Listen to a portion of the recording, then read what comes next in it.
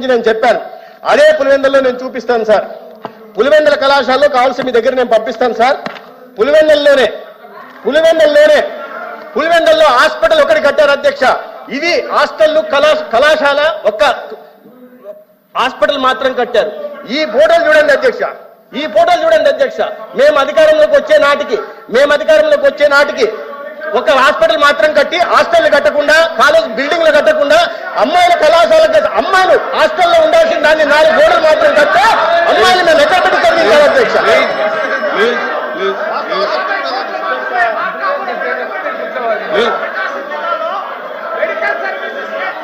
అధ్యక్ష 70% బోధనా సిబ్బంది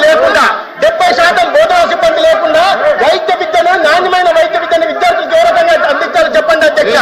60% మౌలిక సదుపాయాల కల్పన లేకుండా, హాస్టల్లో లేకుండా చదువుకుంటున్న విద్యార్థులను ఏ హాస్టల్లో చేర్పించాలా, అమ్మాయిలు ఏ చెట్ల కింద చదివించాలా, ఎక్కడ ఉంచాలో సమాధానం చెప్పాల్సిన బాధ్యత గతంలో ముఖ్యమంత్రిగా ఉన్న వాళ్ళకి చెప్పాలి ఉండే అధ్యక్ష. కానీ నిస్సిగ్గుగా నిర్లజ్జగా ప్రతిరోజు విద్యార్థులు అపోహలు సృష్టించే ప్రయత్నం చేస్తారు అధ్యక్ష. మొన్నటికి మొన్న 8,880 కోట్లతో నేను 17 కళాశాలను నిర్మించానని నిస్సిగ్గుగా గతంలో ముఖ్యమంత్రిగా ఉంటున్న వ్యక్తి చెప్తున్నారంటే అపోహలు సృష్టించడం మంచిది కాదు అధ్యక్ష. ప్రభుత్వం ఏదైనా సరే ప్రభుత్వం ఉన్నప్పుడు తర్వాత ప్రభుత్వం బాధ్యతలు తీసుకోవాల్సింది. కానీ నేను నిర్మించానని అపోహలు చెప్తుంటే, సంపద సృష్టిస్తానని విద్యార్థులు చెప్తే, ఇవాళ విద్యార్థులకు 17 కళాశాలలు లేక విద్యార్థులంతా చదువులకు దూరం అయిపోతున్నారని చెప్తున్నారు. 750 సీట్లు రావాల్సిన సీట్లు రాలేదంటున్నారు. దీనికి బాధ్యత వహించాల్సింది ఎవరు? దీనికి మౌలిక సదుపాయాలు కల్పించాల్సిన బాధ్యత ఎవరిది? ఫ్యాకల్టీ డెఫిషియన్సీకి కారణం ఎవరు? సమాధానం చెప్పండి అధ్యక్ష. ఇది సమాధానం చెప్పాల్సిందిగా మీరు కోరాలి అధ్యక్ష.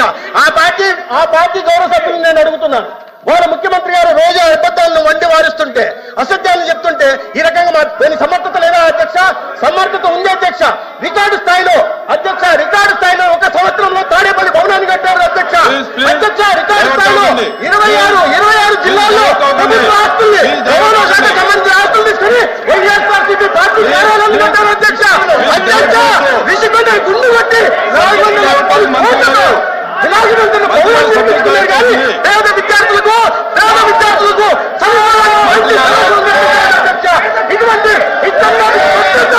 ఇటువంటి పెత్తందారు ఇవాళ అబద్ధాలు చెప్తుంటే ఏంటధ్యక్ష?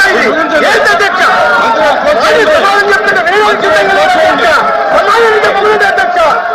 లేదంటే ఆ పార్టీ అధ్యక్షుడిని, ఆ గౌరవ సభ్యుల్ని చెప్పలేదు అధ్యక్ష.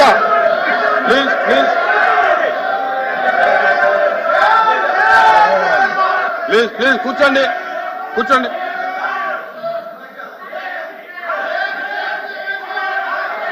Please question number 1355 minister for transport minister గారు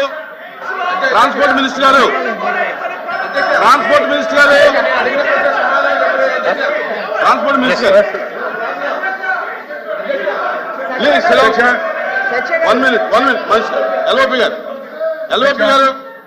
ఎల్ఓపి గారు మాట. అధ్యక్ష, ఇది ప్రశ్నోత్తర సంఘం.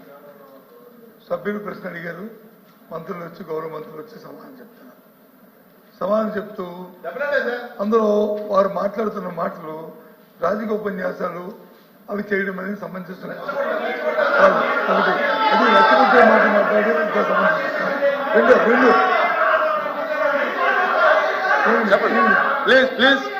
ప్లీజ్ అచ్చినాలి. ప్లీజ్ కూర్చోమనండి. మీరు కూర్చోండి. మీరు కూడా కూర్చోండి. ప్లీజ్ మీరు సార్, అరే కూర్చోండి. శ్రీకాంత్ కూర్చోండి. అమ్మా కూర్చోండి. మీరు కూడా కూర్చోండి. ఎల్ఓపి గారు మాట్లాడుతున్నారు. కూర్చోండి అధ్యక్ష. ఆయన అయిపోయినా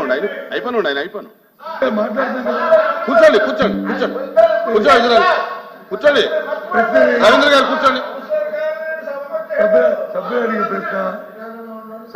ప్రశ్న ఏదైతే ప్రభుత్వం పెట్టిన 17 కళాశాలలు ఉన్నాయో వారి తాలూకు నిర్మాణం ఏ దశలో ఉంది, వారి తాలూకా ఆర్థిక పరిస్థితులు ఏంటి ప్రభుత్వం తాలూకా అది ఒకసారి రికార్డు చూడండి అధ్యక్ష. దాంతోపాటు అడిగింది ఏంటంటే అధ్యక్ష, ఆయన ఆల్ సభ్యులు అడిగాడు, మా సభ్యులు అడగలేదు. పులివెందుల కళాశాలలో దానికి సంబంధించి అడిగారు. 290 కోట్లు ఖర్చు పెట్టారు. ఖర్చు పెడితే ఎమ్మెల్యే గారికి ఖర్చు పెట్టారు, కానీ మిగతా కళాశాలలు ఖర్చు పెట్టలేదు. ఏ పని వేగంగా జరుగుతుంటుందో, ఎక్కడైతే స్పీడ్ జరుగుతుందో అక్కడ ఖర్చు పెడతారు. అసలు ఫౌండేషన్ దగ్గర అవుతాయి ఆ కార్యక్రమాలు. అంతేగాని వ్యక్తిగతంగా మాట్లాడడం సభను తప్పుదా పట్టించడం లేదు, అందరిని ప్రోగ్ చేయడము ఈ సంప్రదాయం కాదు అధ్యక్ష. దీన్ని మేము పూర్తిగా ఏదైతే మంత్రి గారు ఇచ్చిన సమాధానానికి నిరసనగా వారు ఈ చేస్తున్న ఈ కార్యం ప్రోగ్ చేయడానికి తప్పుదా పట్టించి ప్రజలు తప్పుదా పట్టించి మంత్రి గారు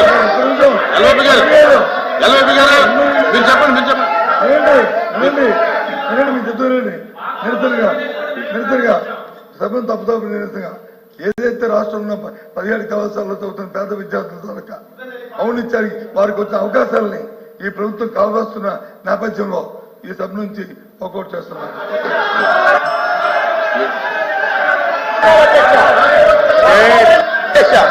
అధ్యక్ష, నేను గ్రాంట్ మిగతా డమాటికి ఫైనాన్షియల్ టైఅప్ అన్న గౌరవ సభ్యులకు అర్థం కాకపోతే బాధ్యత నాది కదా అధ్యక్ష. నేను గ్రాంట్ కింద 530 కోట్లు మాత్రమే అని చెప్పాను అధ్యక్ష. రాజమండ్రిలో కళాశాల ప్రారంభమైపోయాయి అధ్యక్ష. పోయిన సంవత్సరం కానీ పెట్టిన ఖర్చు 20 కోట్లు అధ్యక్ష. మిగతా 420 కోట్లు ఎప్పుడు ఖర్చు పెట్టాలి అధ్యక్ష? పారిపోతే అధ్యక్ష, చర్చ పెట్టినప్పుడు ఉండాలి అధ్యక్ష. పారిపోవడం రాజకీయ పార్టీ బాధ్యత రహితం. అసెంబ్లీలో